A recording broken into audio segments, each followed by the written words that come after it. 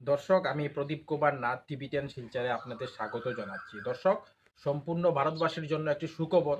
Russia ভারতকে S-500 air defence system দেওয়ার জন্য সিদ্ধান্ত নিয়েছে, যা S-400 এর বাপ বলা হয়। আপনারা সবাই জানেন S-400 600 কিলোমিটার দূরে শত্রু কি করছে কি না করছে সবকিছু দেখতে পারে এবং 400 কিলোমিটার দূরে শত্রুর মিসাইল ড্রোনকে মেরে একদম মাটিতে ফেলে দিতে পারে, ধ্বংস করে দিতে পারে। ভারতের কাছে S-400 এয়ার ডিফেন্স সিস্টেমের 5টি রেজিমেন্ট আছে। আপনারা দেখেছেন পাকিস্তান যখন ভারতের উপর হামলা করেছিল ড্রোন মিসাইলের দ্বারা, তখন ভারতের S-400 এয়ার ডিফেন্স সিস্টেম পাকিস্তানের সমস্ত ড্রোন মিসাইলকে 400 কিলোমিটার দূরে মেরে ধ্বংস করে দিয়েছে। আর এখন রাশিয়া খুশি হয়ে ভারতকে S-500 এয়ার ডিফেন্স সিস্টেম দিতে চাইছে।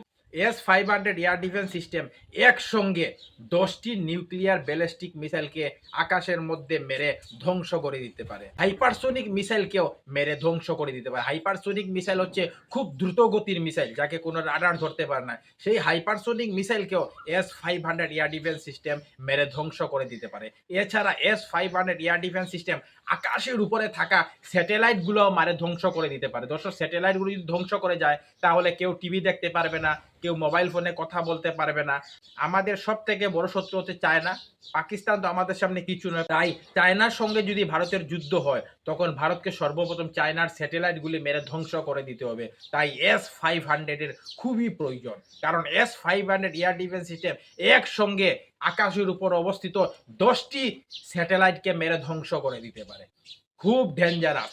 S-500 এর উপরে এখন পর্যন্ত পৃথিবীর কোনো এয়ার ডিফেন্স সিস্টেম নাই। S-500 air defence system 600 kilometre দূরে এবং 600 কিলোমিটার উপরেও পাকিস্তানের যে কোনো পারমাণবিক বম ধ্বংস করে দিতে পারে। তো S-500 এয়ার ডিফেন্স সিস্টেম যদি ভারত ক্রয় করে নেয়, তাহলে ভারতের আকাশ সুরক্ষা একদম শক্ত হয়ে যাবে।